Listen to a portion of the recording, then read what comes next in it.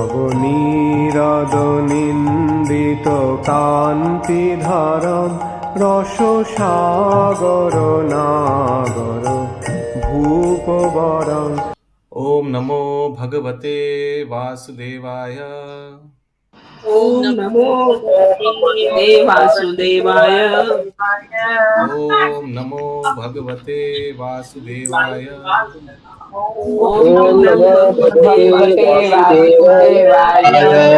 ओम नमो भगवते वासुदेवाय। ओम नमो भगवते वासुदेवाय। सो हम लोग श्रीमद् भागवतम के प्लीज पंकज को म्यूट कीजिए। हम लोग श्रीमद् भागवतम के पहला स्कंद में हैं, तीसरे अध्याय। आज श्लोक संख्या 7 से हम लोग कंटिन्यू करेंगे। सो यस्टरडे हम लोग पहला, शुलिमाती जी म्यूट, पहला जो भगवान का अवतार के बारे में हम लोग श्रवण किया। There were four, first of all, in the beginning of creation, there were 4 married sons of Brahma, Kumaras. So सृष्टि के प्रारंभ में ब्रह्मा जी ने 4 संतानों का उत्पादन किया। वो चतुष कुमार है, उनके बारे में कल हम लोग श्रवण किया। अभी 7 नंबर श्लोक। द्वितीयं तु भवायस्य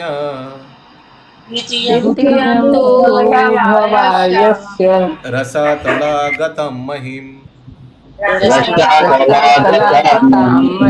उदाहरिष्यन् उपादत्त यज्ञेश सौकरं वपुः। यस सुषमा जायसवाल माता जी। यस प्रभु। हरे कृष्ण प्रभु। हरे कृष्ण। समस्त यज्ञों के परम भोक्ता ने सूकर का अवतार, द्वितीय अवतार स्वीकार किया और पृथ्वी के कल्याण हेतु उसे ब्रह्मांड के रसातल क्षेत्र से ऊपर उठाया। तात्पर्य यहाँ संकेत यह है कि श्री भगवान के प्रत्येक अवतार के लिए उनके द्वारा संपन्न होने वाले विशेष कार्य का भी उल्लेख रहता है। बिना कार्य विशेष के कोई अवतार नहीं हो सकता और ऐसा कार्य सदा ही अद्वितीय होता है। ऐसे कार्यों का किसी जीव द्वारा संपन्न किया जाना असंभव होता है। सूकर का अवतार पृथ्वी को गंदे पदार्थ के रसातल भाग से बाहर निकालना था। गंदे स्थान से कोई वस्तु उठाना शूकर का कार्य है और सर्वशक्तिमान श्री भगवान ने यह आश्चर्य असुरों को कर दिखाया, जिन्होंने पृथ्वी को ऐसे गंदे स्थान में छिपा दिया था। श्री भगवान के लिए कुछ भी असंभव नहीं है। यद्यपि उन्होंने सूकर की भूमिका निभाई, तो भी वे सदैव दिव्य स्थिति में रहते हुए भक्तों द्वारा पूजित होते हैं।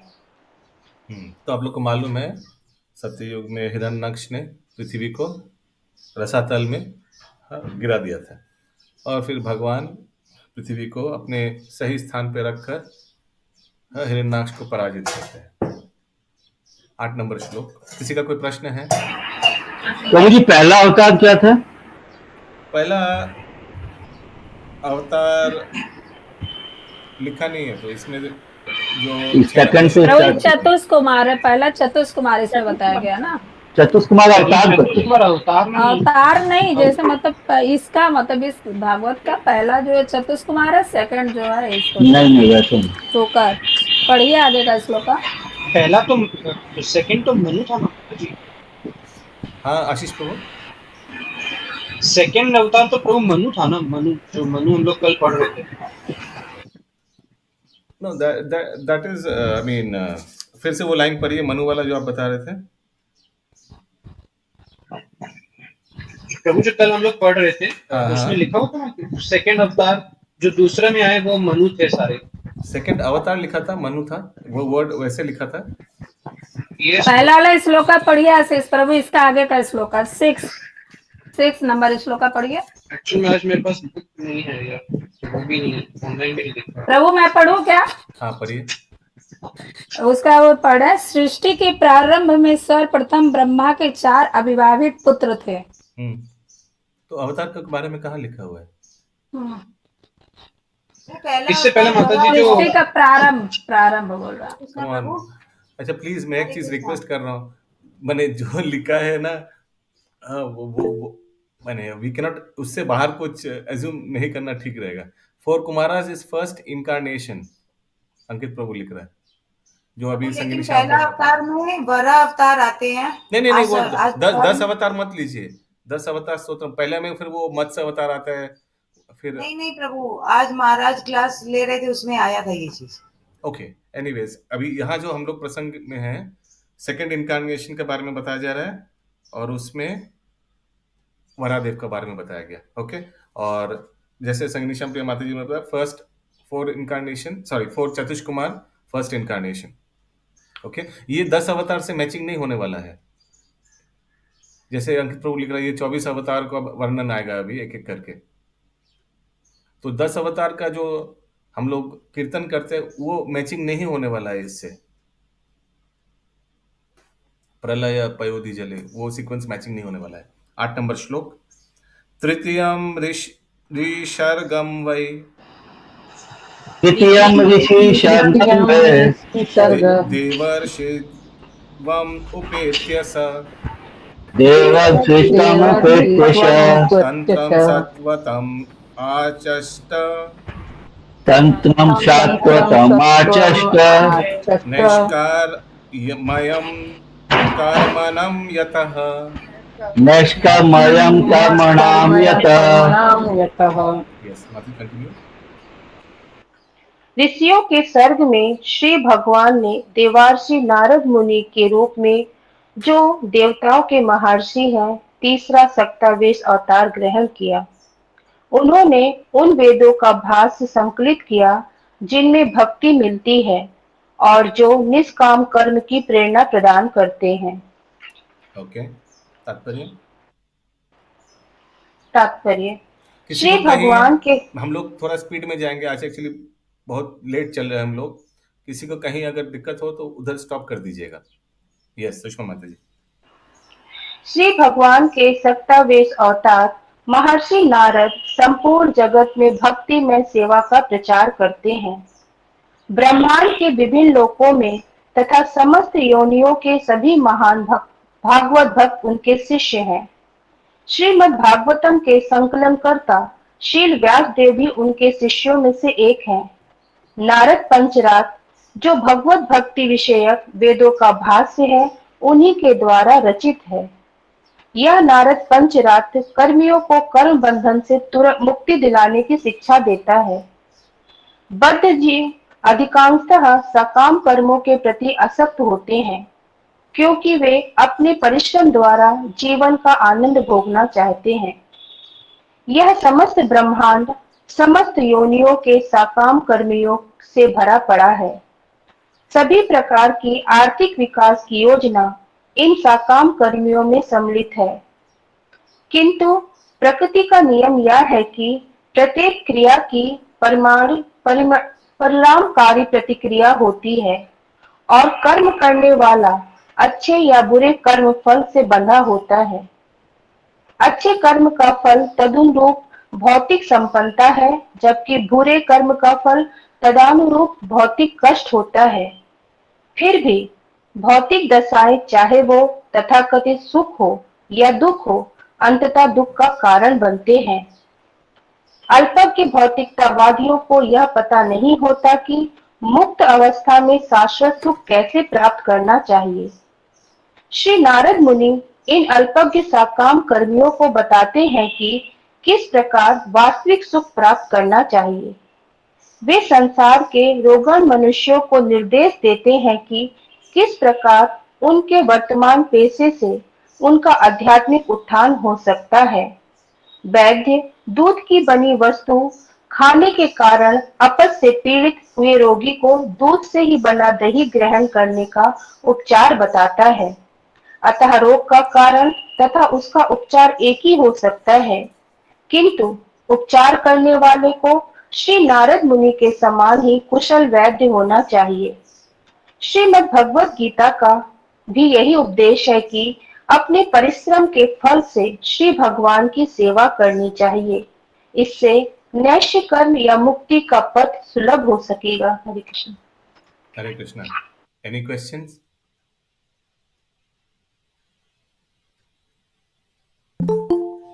प्रभु जी, इसमें एक लाइन है, हाँ। यह सारा ब्रह्मांड समस्त योनियों के सकाम कर्मियों से भरा है।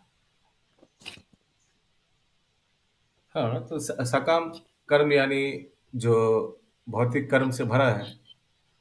तो समस्त योनियों मतलब सारा योनि, पशु पक्षी जो भी सब कुछ। हाँ, सब अपना कार्य कर रहा है, अपना आहार निद्रा मैथुन भय मैथुन के लिए।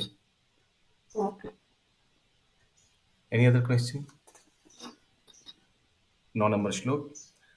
तुर्ये धर्मा कला सर्गे सूर्य धर्म कला सर्गे नारायण ऋषि नर नारायण ऋषि भूत्वात्मोपा समोपेतम् भूत्वात्मोपशमोपेतम् अकारोत् दुश्चरं तपः।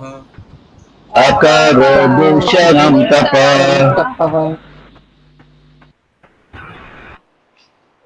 चौथे अवतार में श्री भगवान राजा धर्म की पत्नी के जुड़वा पुत्र नर तथा नारायण बने। फिर उन्होंने इंद्रियों को वश में करने हेतु कठिन तथा अनुकरणीय तपस्या की। तात्पर्य?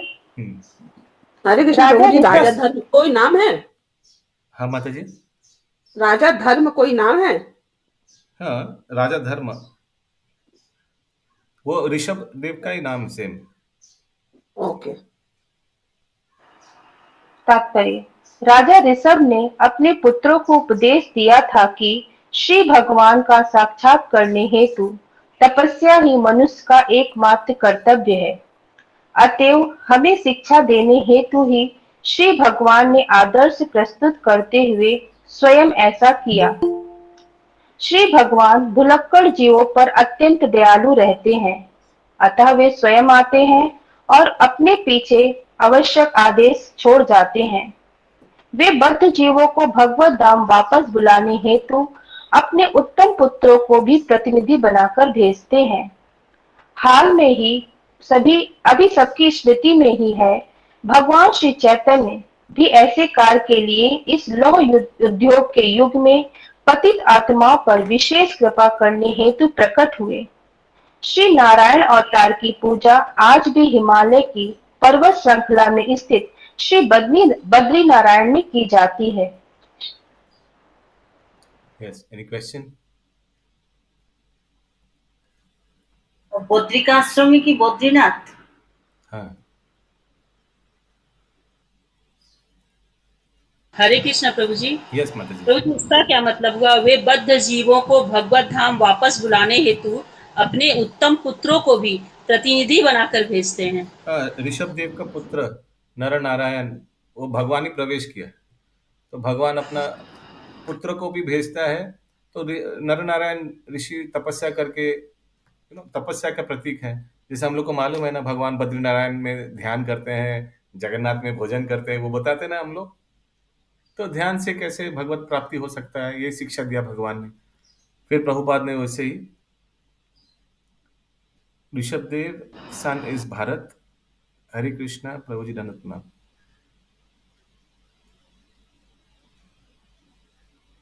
हाँ, यस अंकित प्रभु, you want to clarify this?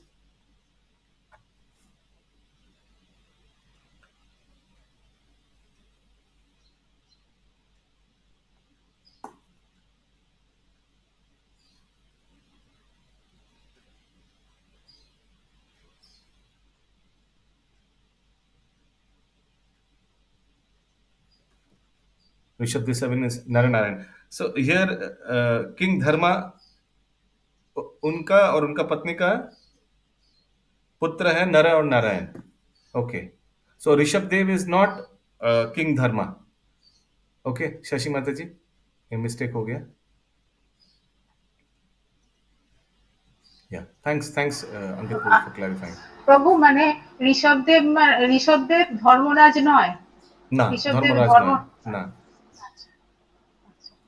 ঠিক আছে প্রভু। ओके 10th नंबर श्लोक।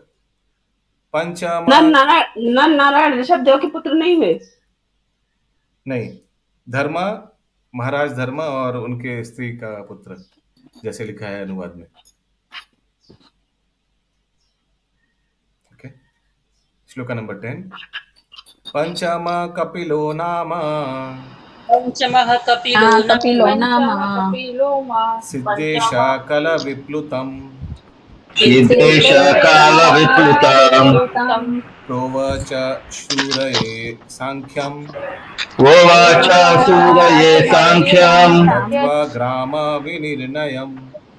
तत्त्वज्ञान विनिर्णयम्। Yes, Mataji. भगवान श्री कपिल नामक 5वां अवतार सिद्धों से में सर्वोपरि है। उन्होंने असुरी ब्राह्मण को सृष्टि कार्य तत्वों तथा सांख्य शास्त्र का भाष्य बताया, क्योंकि कालक्रम से यह ज्ञान विनष्ट हो चुका था। ओके, तो ये जो भगवान, ये कपिल मुनि जो है, ये प्रामाणिक भगवान के अवतार है। ओके, एक सिमिलर दूसरा कपिल मुनि है जो गलत सांख्य का उपदेश दिया है, ये सही वाला का बात किया जा रहा है। सांख्य 24 तत्वों के बारे में डील करता है। मेटाफिजिक्स लिखा हुआ है इंग्लिश में। तात्पर्य कृष्ण प्रभु, ये जो आसुरी ब्राह्मण है, इसको क्या वर्ड मतलब, ये आसुरी ब्राह्मण कौन हुए? ये लाइन लिखा है ना, उन्होंने आसुरी ब्राह्मण को सृष्टिकारी शिक्षा दिया। Yes, but I don't have any clarity माता जी। यस, कंटिन्यू माता जी। तात्पर्य, सृष्टि कार्य तत्वों की कुल संख्या 24 है। सांख्य दर्शन में इनमें से प्रत्येक तत्व की विशद व्याख्या की गई है। सांख्य दर्शन को यूरोपीय विद्वानों द्वारा सामान्य रूप से तत्व दर्शन कहा जाता है। सांख्य का व्युत्पत्ति पारक अर्थ है जो भौतिक तत्वों के विश्लेषण द्वारा उत्तम रूप से व्याख्या करे। भगवान श्री कपिल ने इसे सर्वप्रथम किया, जिन्हें यहाँ पर 5वां अवतार कहा गया है। Sankhya philosophy is generally called metaphysics by the European scholar. The monological meaning of Sankhya is that which explains very lucidly by analysis of material elements. So ये 24 तत्व का deep analysis ये है Sankhya philosophy. Yes, any question? Krishna प्रभु, यहाँ पे कपिल जो दूसरे वाले उनके बारे में ये बोला जा रहा है? नहीं, पहले वाले के बारे में। भगवान कपिल देव। हरे कृष्ण प्रभु जी, 24 तत्व वही ज्ञान इंद्रिय काम इंद्रिय यही सब हुआ ना? यस। 11 नंबर श्लोक। शास्त्रम अत्रेर अपात्यात्वम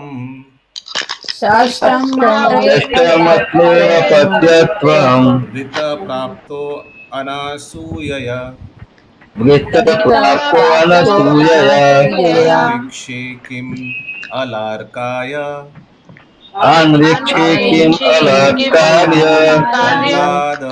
दिभ्य ऊचिवान। यस। पुरुष के छठे अवतार अत्रि मुनि के पुत्र थे। वे अनसुईया की प्रार्थना पर उनके गर्भ से उत्पन्न हुए थे। उन्होंने अलकर, प्रहलाद तथा अन्य व्यक्तियों यदु और है आदि को अध्यात्म के विषय में उपदेश दिया। तो ये कितना नंबर है अभी? छठा अवतार के बारे में बताया जा रहा है, दत्तात्रेय के बारे में, जो अत्रि मुनि और माता अनुसुईया का पुत्र है। और उन्होंने भागवत कथा इन लोगों को बताया, अलर्का, प्रहलाद एक्सेट्रा। तात्पर्य, श्री भगवान अत्रि ऋषि तथा अनसुईया के पुत्र दत्तात्रेय के रूप में अवतरित हुए। ब्रह्मांड पुराण में पतिव्रता पत्नी के प्रसंग में श्री भगवान द्वारा दत्तात्रेय के रूप में अवतरित होने की कथा का वर्णन हुआ है। उसमें कहा गया है कि ऋषि अत्रि की पत्नी अनसुईया ने ब्रह्मा, विष्णु तथा शिव के समक्ष प्रार्थना की, हे प्रभु, यदि आप मुझ पर प्रसन्न हैं और मुझे वर मांगने को कहते हैं, तो मेरी प्रार्थना है कि आप तीनों मिलकर मेरे पुत्र बने। उन्होंने यह प्रार्थना स्वीकार की और श्री भगवान ने दत्तात्रेय के रूप में आत्मदर्शन की स्थापना की तथा तो अलग दत्तात्रेय जो है ये combined incarnation of Brahma, Vishnu और शिवा। आगे। अलकर, प्रहलाद, यदु है आदि को विशेष रूप से इसका उपदेश दिया। ओके, और ये प्रहलाद जो लिखा है इनको उपदेश दिया, ये प्रहलाद ही वो हिरण्यकशिपु के प्रहलाद है या नहीं, इसमें कोई मेंशन नहीं है। Yes, any question? 12 नंबर श्लोक। अनुसुईया माता के तो 3 पुत्र हुए थे ना, सोम से, वो वाला है क्या ये तो दत्तात्रेय के बारे में बता रहा है, अत्रि मुनि और अनसुईया माता का। 3 पुत्र हुए थे ना प्रभु, 3। वो जब हम लोग जाएंगे उसमें तब वो से दुर्वासा और सोम से कुछ हुआ था, याद नहीं आ रहा। ओके, 12 नंबर श्लोक। तथा सप्तम अकृत्यम तथा सप्तमे आकृत्याम रुचेर यज्ञो अभ्याजयतया रुचे यज्ञ अभ्याजयत स यमाद्ये सुरागणे शयामाते सुरागणे अपात स्वयंभुवान्तरम् स्वयंभुवान्तरम्।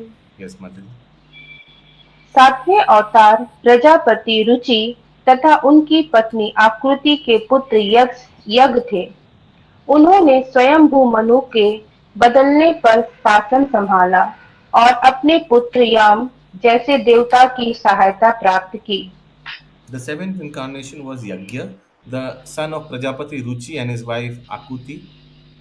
He controlled the period during the change of the Swayambhu Manu and was assisted by demigods such as his son Yama. तात्पर्य,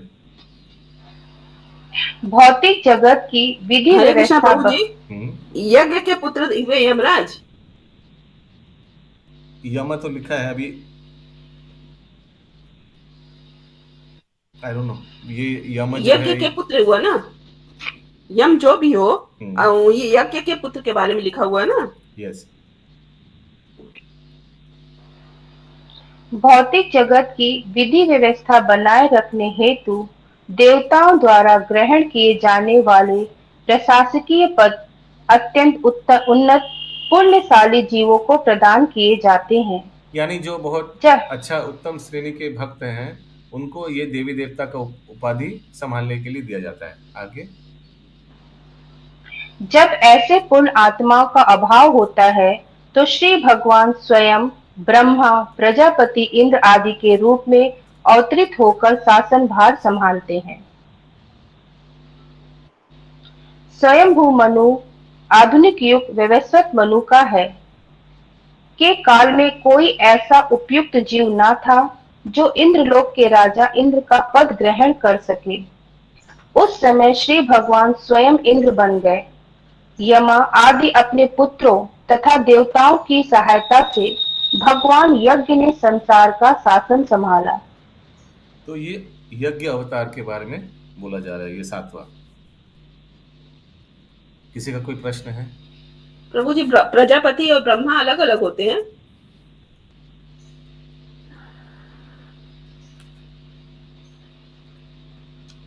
इसमें तो वही से ही दिख रहा है।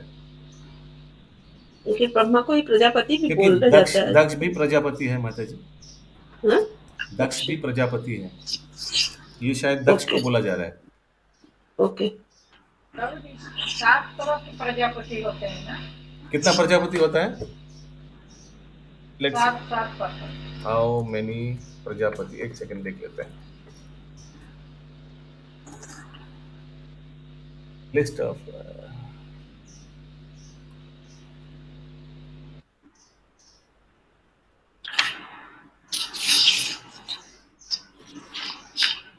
थोड़ा म्यूट कीजिए, जो भी है म्यूट कीजिए प्लीज। 10 प्रजापति के बारे में इन्होंने लिखा है। मारीची, ऐत्री, अंगिरा, पुलह, पुलस्थ, क्रतु, वशिष्ठ, प्रचेता था, भृगु और नारद। तो ये फिर दूसरा कुछ होगा प्रजापति। ओके, सो ये प्रजापति शायद दक्ष प्रजापति होगा। और जैसे गायत्री अंकित प्रभु चैट किए हैं। क्या लिखा है? Prajapatis are living beings ordered by Brahma to increase populations. Yes, how many Prajapatis are there?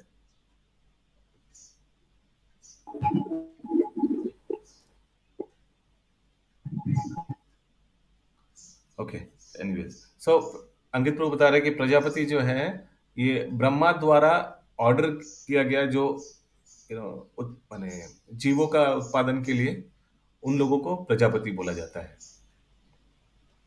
Okay, नाम से ही जो है प्रजापति। 13 नंबर श्लोक।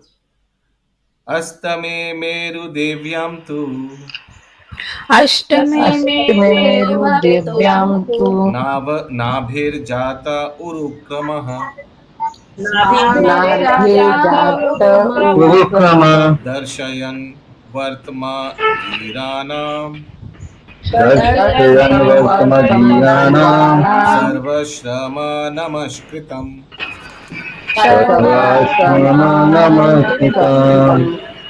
यस माता जी। 8वां अवतार राजा ऋषभ के रूप में हुआ। वे राजा नाभि तथा उनकी पत्नी मेरु देवी के पुत्र थे। इस अवतार में श्री भगवान ने सिद्धि का मार्ग दिखलाया। पंकज प्रभु म्यूट, पंकज प्रभु म्यूट। आप क्या पूरा माता जी सुनाई दिया? फिर से एक बार सेकंड लाइन पढ़िए। वे राजा नाभि तथा उनकी पत्नी मेरु देवी के पुत्र थे। इस अवतार में श्री भगवान ने सिद्धि का मार्ग दिखलाया। जिसका अनुगमन उन लोगों द्वारा किया जाता है जिन्होंने अपनी इंद्रियों को पूर्ण रूप से संयमित कर लिया है और जो सभी आश्रमों के लोगों द्वारा वंदनीय है। तात्पर्य: मानव समाज स्वाभाविक रूप से जीवन के आश्रमों तथा वर्णों के अनुसार 8 भागों में विभाजित है। 4 व्यक्तिपारक तथा 4 सांस्कृतिक उत्थान से संबंधित विभाग। बुद्धिजीव वर्ग, शासक वर्ग, उत्पादक वर्ग और श्रमजीवी वर्ग, ये 4 व्यक्तिपारक वर्ग हैं। विद्यार्थी जीवन, गृहस्थ जीवन, वानप्रस्थ जीवन एवं सन्यासी जीवन, ये आध्यात्मिक साक्षात्कार के पथ पर सांस्कृतिक उत्थान के 4 सोपान हैं। इनमें से सन्यास आश्रम सर्वोच्च माना जाता है और सन्यासी समस्त वर्णों एवं आश्रमों का वैधानिक गुरु होता है। सन्यास आश्रम में भी सिद्धि अवस्था के लिए 4 अवस्थाएं होती हैं: कुटीचक, बहुदक, परिवर्जक, आचार्य तथा परमहंस। परमहंस अवस्था सिद्धि की चरम अवस्था है। सभी इस आश्रम का आदर करते हैं। राजा नाभि तथा मेरु देवी के पुत्र महाराज ऋषभ श्री भगवान के अवतार थे। उन्होंने अपने पुत्रों को तपस्या द्वारा सिद्धि मार्ग का पालन करने का उपदेश दिया, क्योंकि तपस्या से जीवन पवित्र बनता है और मनुष्य को आध्यात्मिक सुख का लाभ होता है, जो दिव्य है और निरंतर बढ़ने वाला है। प्रत्येक जीव सुख की कामना में रहता है, किंतु कोई यह नहीं जानता कि शाश्वत एवं असीम सुख कहाँ उपलब्ध होगा।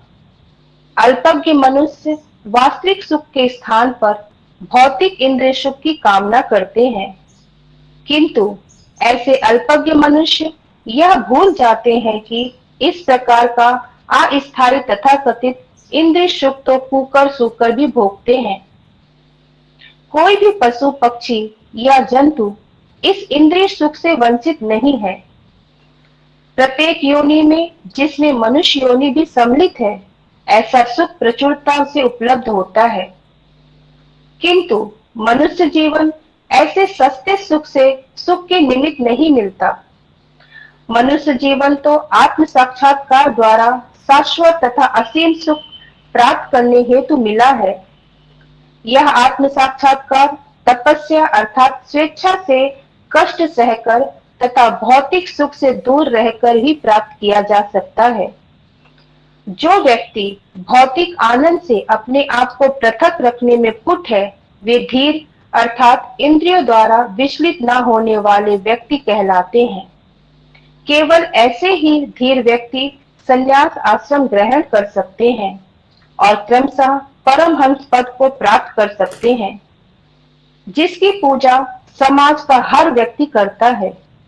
राजा ऋषभ ने इस संदेश का प्रचार किया और अंतिम समय वे शारीरिक आवश्यकताओं के प्रति पूर्ण रूपेण उदासीन हो गए, जो दुर्लभ अवस्था है, जिसका अनुकरण अल्पज्ञानी मनुष्य नहीं कर पाते, लेकिन सभी मनुष्य इसकी पूजा करते हैं। Hare Krishna. Hare Krishna. Yes, any question?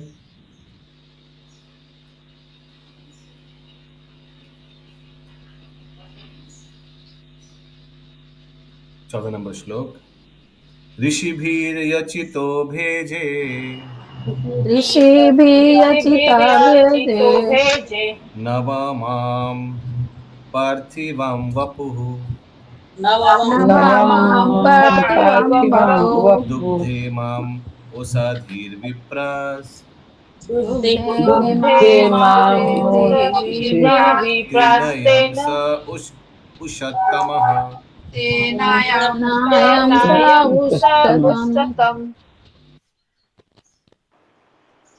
हे ब्राह्मणों, मुनियों द्वारा प्रार्थना किए जाने पर श्री भगवान ने नवे अवतार में राजा पृथु का शरीर स्वीकार किया, जिन्होंने विविध उपजे प्राप्त करने हेतु पृथ्वी को जोता। फलस्वरूप पृथ्वी अत्यंत सुंदर तथा आकर्षक बन गई। तात्पर्य, राजा पृथु के अवतरित होने के पूर्व उनके पापी पिता के कुशासन के कारण अत्यंत अशांति छाई थी। बुद्धिमान व्यक्तियों को अर्थमुनियों तथा ब्राह्मणों ने बुद्धिमान व्यक्तियों ने श्री भगवान से न केवल अवतरित होने हेतु प्रार्थना की, अपितु उन्होंने इस राजा को सिंहासन से भी उतार दिया। राजा का कर्तव्य है कि वह पवित्र हो और अपनी प्रजा के कल्याण का ध्यान रखे। राजा जब भी अपने कर्तव्य पालन में कुछ असावधानी बरतते हैं, तो बुद्धिमान व्यक्तियों को उसे सिंहासन से उतार देना चाहिए, किंतु ये बुद्धिमान व्यक्ति स्वयं सिंहासन पर नहीं बैठते, क्योंकि उनके जिम्मे जन कल्याण के और भी अधिक महत्वपूर्ण कार्य रहते हैं। अतः राज सिंहासन पर न बैठकर उन्होंने श्री भगवान से अवतरित होने की प्रार्थना की और श्री भगवान महाराज पृथु के रूप में प्रकट हुए। वास्तविक बुद्धिमान व्यक्ति या योग्य ब्राह्मण कभी भी राजनैतिक पदों की इच्छा नहीं करते। महाराज पृथु ने पृथ्वी से अनेक उत्पाद ढूंढ निकाले। ऐसे राजा प्राप्त करके न केवल प्रजा प्रसन्न हुई, अपितु पृथ्वी का सारा दृश्य भी सुंदर तथा आकर्षक बन गया। हरे कृष्ण। तो देखिए कितना इम्पोर्टेंट है कि एक अच्छा राजा मिलना देश के लिए, देश के आध्यात्मिक तरक्की के लिए, प्लस भौतिक तरक्की के लिए भी। हम लोग देख सकते हैं महाराज पृथ्वी आने के बाद देश राज्य बहुत सुंदर लगने लगा। और उनके पिता को ब्राह्मण लोग ने हटा दिया। I mean council of ministers जो था वो इंटेलिजेंट क्लास जो राजा को गवर्न करता है, राजा को भी वो नियंत्रण करता है, तो राजा स्वेच्छा से कुछ नहीं कर सकता है। उनका ऊपर जो काउंसिल ऑफ मिनिस्टर्स है, जो ब्राह्मण एकदम क्वालिफाइड ब्राह्मणाज है, वो लोग परामर्श लेकर जैसे सजेस्ट करेगा वैसे राजा सिर्फ एग्जीक्यूट करेगा। किसी का कोई प्रश्न है इस तात्पर्य में? नहीं तो हम लोग क्विज शुरू कर सकते हैं। अंकित प्रभु,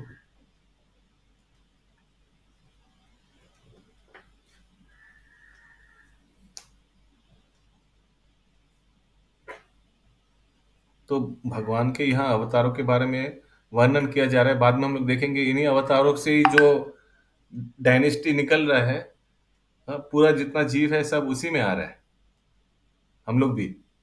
okay, we will see that later. पूरा उनका जो डायनेस्टी आएगा, पूरा जो चेन से, उसी में सब।